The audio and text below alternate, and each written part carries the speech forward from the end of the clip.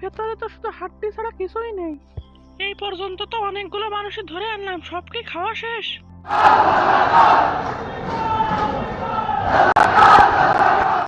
এই বেয়াদব, কে রে তোরা? আমার বিরুদ্ধে আন্দোলন করতেছিস? সবগুলোকে কিন্তু আয়না ঘরে ভরে দেব।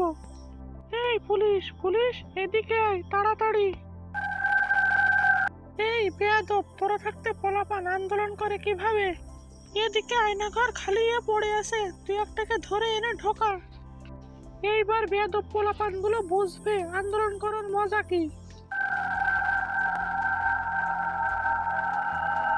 খুবই ভালো একটা কাজ করেছো, এই বদমাশগুলোকে ধরে এনে যাও, আয়না ঘর থেকে একটাকে ধরে নিয়ে গিয়ে রান্না করো এবং আমাকে মাংস দিয়ে যাও।